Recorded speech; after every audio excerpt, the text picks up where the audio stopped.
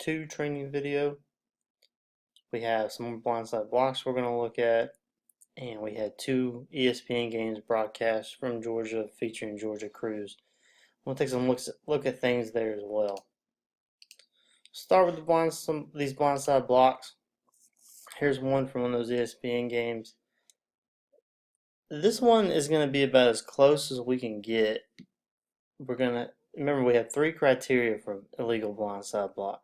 Defender can't see it coming, no open hands, forceful hit, including shoulder dip, thrust, drive, or launch. So let's look at this better on the replay and see if we have all 3 criteria. So we gotta have all 3. Definitely don't have open hands. Does he see it coming? Comes in the last second, throws his hands up. It's tough because it's a safety foul, so if there's any question, 50-50, I think we need the flag on it.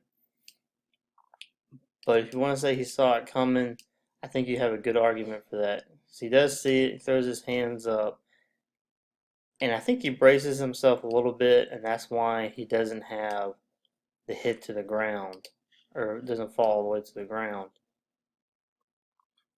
But we would like to see the player at least come in with open hands here.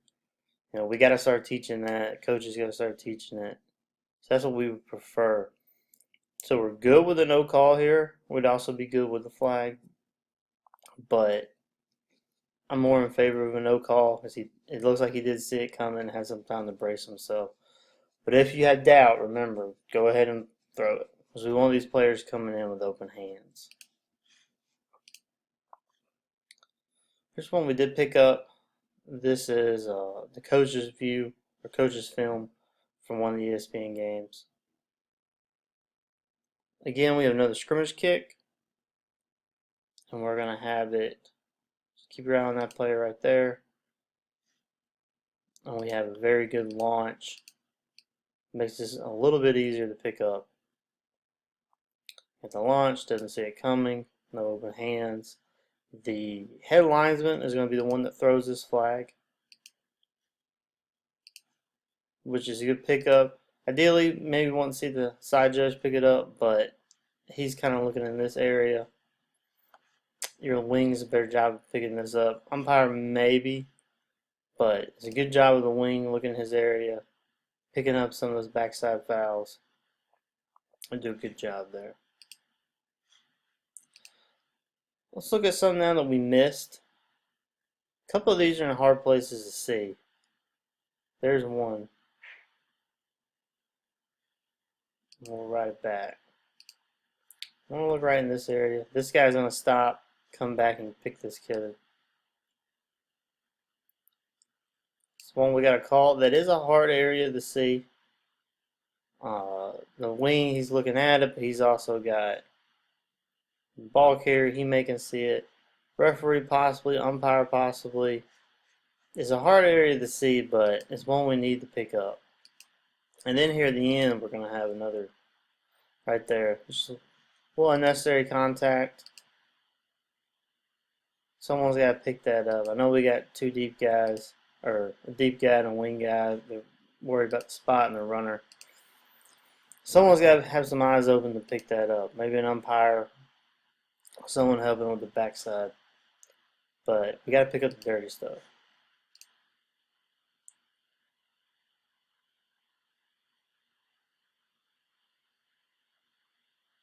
Gonna have another one right there. Now that one's a little easier to pick up. That's got to be your deep guy to pick that up. Meets all 3 criteria. So deep guy, you got to pick that one up right there. And we got to keep officiating. Go and keep backpedaling, or at least turn and keep your eyes here, because you could potentially have some stuff going on there.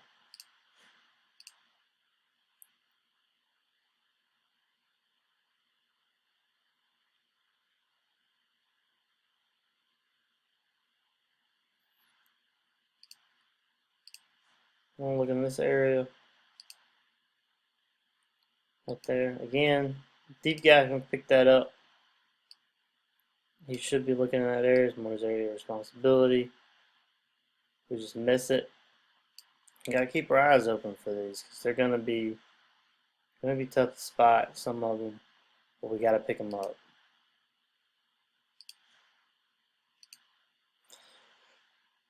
In both ESPN games, we had 2 intentional groundings, and the way we handled them was we dropped the flag early, talked about it, and then came back and picked it up. Ideally, what we want to do, we're more in favor of a late flag than an early flag.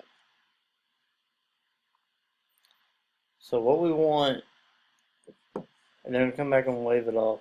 What we would rather have was when the quarterback throws it, referee goes to the spot, have a wing or deep guy come to him and tell him there's no one in the area before we drop the flag.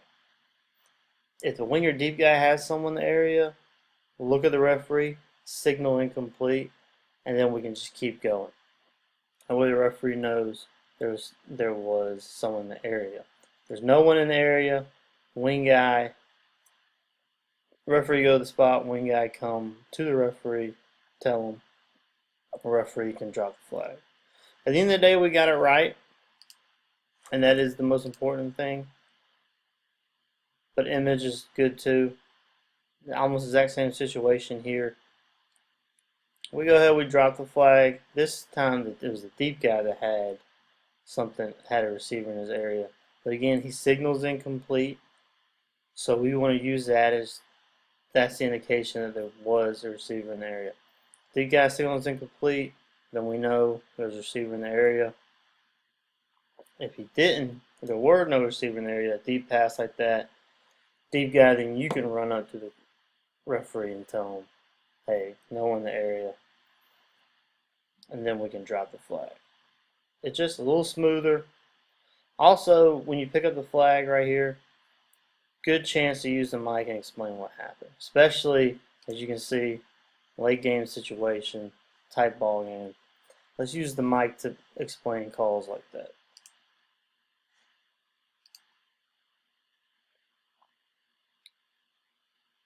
We have another instance where you could probably have intentional grounding. You have a receiver right there, but there's no real attempt to throw the ball to him. Let you use your judgment here.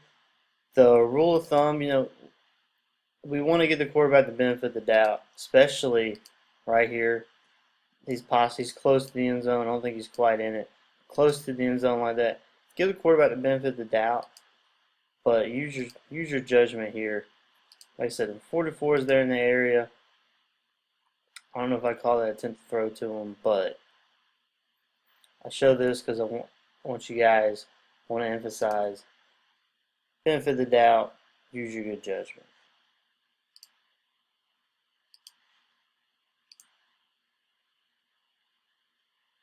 We're going to have a quarterback take a shot to the head. It's going to be hard to see for the 6 officials on the field. We had a back judge. It'd be really easy to pick up. You're going to see it better in the replays.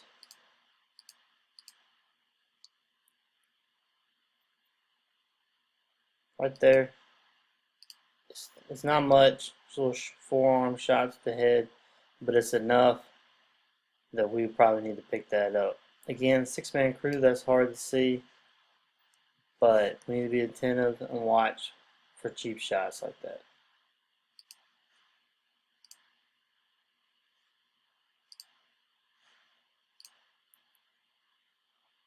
Here we're going to have a late shove out of bounds. It's close, but he's enough out of bounds and it's a hard enough shove where we need to go ahead and flag that. Especially you get late in the game, if you had a chippy game, or it's something that could potentially turn into something else. Really need to go ahead and pick and flag that. He's clearly out of bounds. He was clearly going out of bounds. He just gets a good hard shove in the back. Probably need to go ahead and flag that.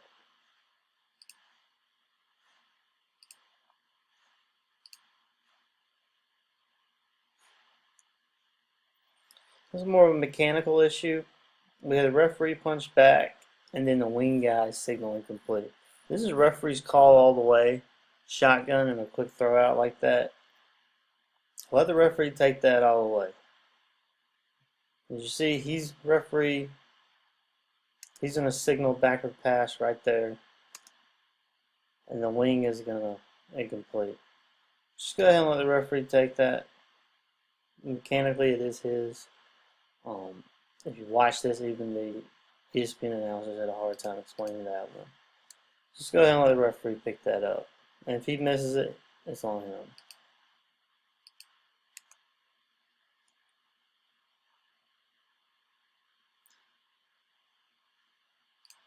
Here we're both going to get this for holding. Probably would like to see this go ahead and be called the DPI. The holding takes place before the ball goes in the air, pretty much from the start of the play. Once that ball goes in the air, that holding then becomes defensive pass interference. So let's go ahead and flag DPI instead of the holding. Right there is now DPI. Go ahead and upgrade it. Goal line situation like this was, it doesn't really matter. It's going to be half the distance anyway. But as far as announcement goes, foul report, or if it's further out, and just as a rule of thumb, if you have holding straight off the bat, once that ball goes in the air, if they're still holding them, go ahead and turn that over to DPI.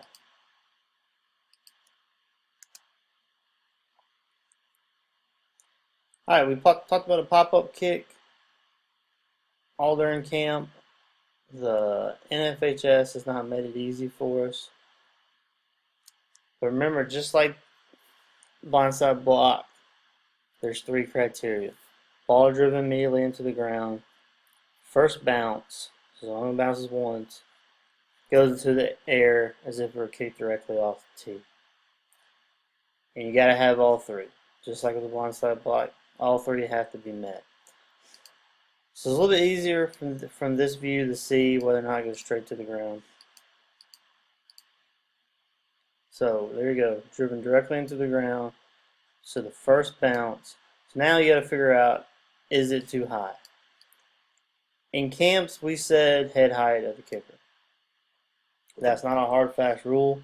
That is more of a guideline. That's something we got from George Demetro. If you know him, he writes to Rogers Rating Study Guide. He's kind of the one that said that. So here's the apex of the kick. It is above the kicker's head. When we sent this video to George Demetro, he said this is not the pop kick style of kick that this rule is intended to eliminate. But he is the one that came up with the kicker's head guideline. He did say it was more of a guideline. So use your judgment on the field. This is again not to sound like a politician. If we ruled this a pop-up kick, we'd be good with it. If we had let it go, which is what we did here, we could be okay too. So it's just judgment. The officials on the field here didn't feel like this met the criteria of a pop-up kick.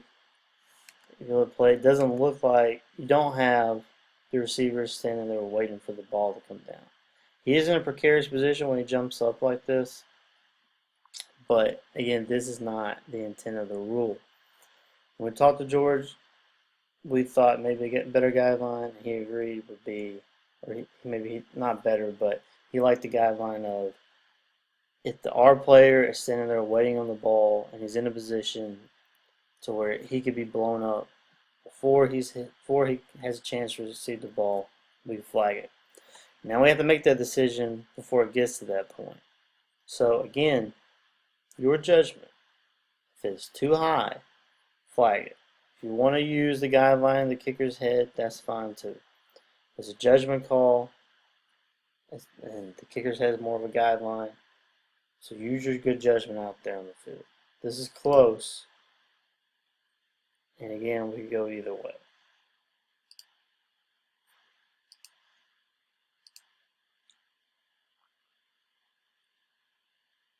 This is going to be a punt that contacts the receiver.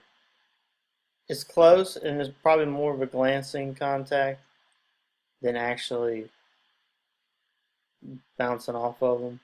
See it take a little weird bounce once it gets near him. You see it better from this angle.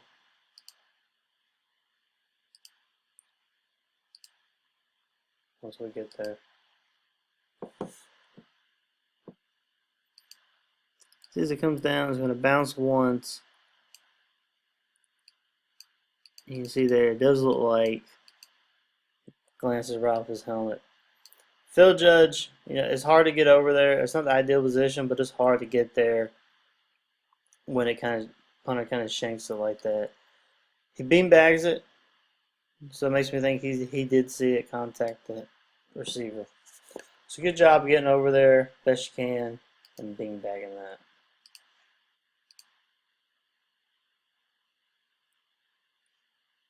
We're going to have a fumble. The officials rule was not a fumble. I want to look at the mechanics of this. See, the ball's out. There's no sense of urgency by the officials. You get a ball on the ground, we need to be either hustling over there to try and find what happened, to either sell it as down or try to find who recovers. No sense of urgency. Really would like the wing guy to get down, the hustler down there a little quicker. Here we're going to see the end zone view, and we can better see the ball popping out. You probably also, your deep guy can help out here. There's the ball on the ground. Because there's the deep guy's key. So it's going to take him straight to the play. So he can help. I mean, he's looking through a lot of bodies. But if he sees it, he can help out here. Again, we would really like to see more urgency from the wings, umpires, and everyone, especially when a ball hits the ground.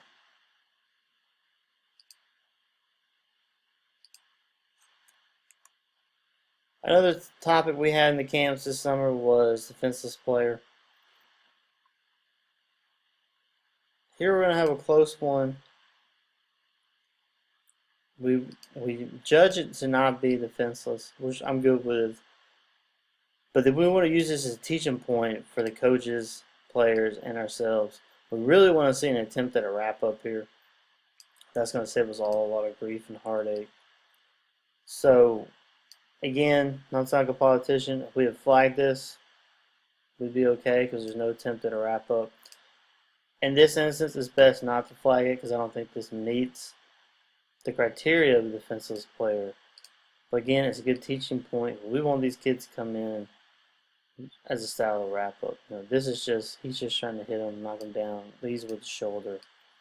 Let's see an attempt at a wrap-up. Again, I'm not saying this should be a defenseless player. I think it's good to just let this one be. I think he times it right. But we need to let the coaches and players know if he's a little early here or a little late, we're looking at defenseless players. Come in and wrap up. It really helps sell it a lot better.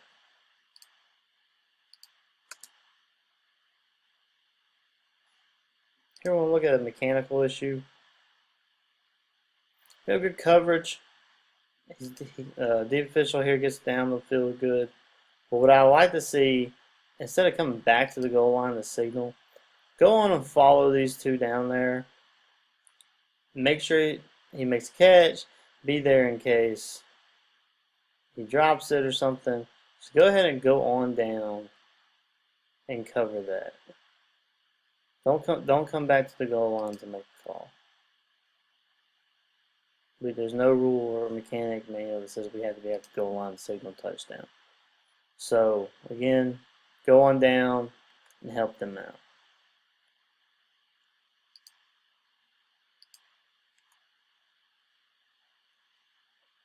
Here's an example of good sideline goal line mechanics by the wing and deep. Deep does a good job of getting to the goal line. He's there to rule. Checks with the wing guy before he goes up. Good job all around.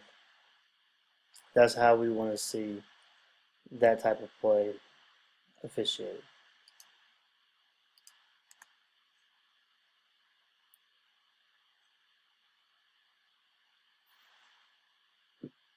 Here we're going to call ineligible receivers downfield. Here's the catch. Here's 3 interior linemen. Good pickup by I think the head linesman picked this up. So good job. When you freeze frame it right here, you can see they're not where they're supposed to be. Good job of picking that up.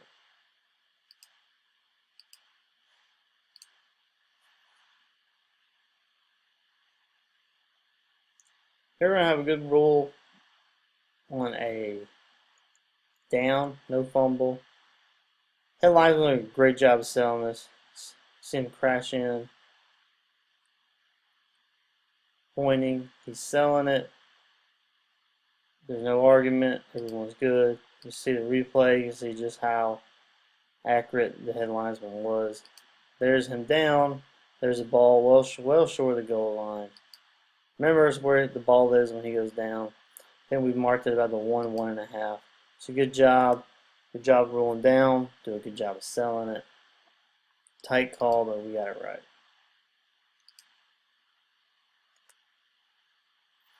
Here we have a big balls call.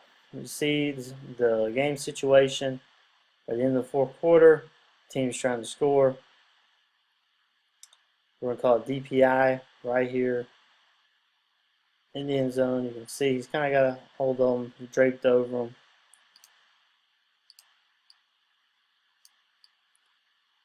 Yeah, he's just trying to keep him from getting the ball. Called by the field judge on the offending team's sideline. Again, that's a big balls call. I think he gets it right.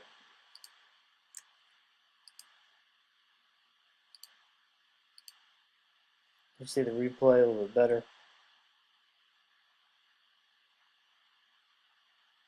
He's kind of draped over him. He's looking back to the ball, but he's really just draped over the receiver, trying to get him to keep him from catching it. Again, great call.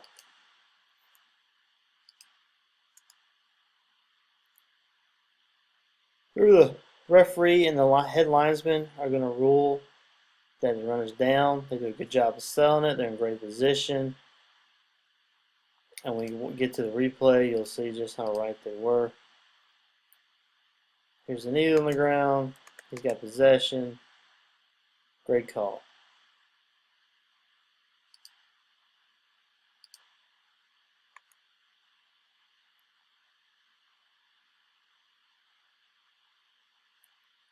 We're going to have a legal block on a kickoff. Right there. This is one we got to pick up. I mean, that's just a blatant low block. We got to see this. Probably, maybe the deep guy. Maybe not. Probably deep guy's gonna see that. So remember, this one we got to pick up. It's a blatant low block. Let's go ahead and knock those out.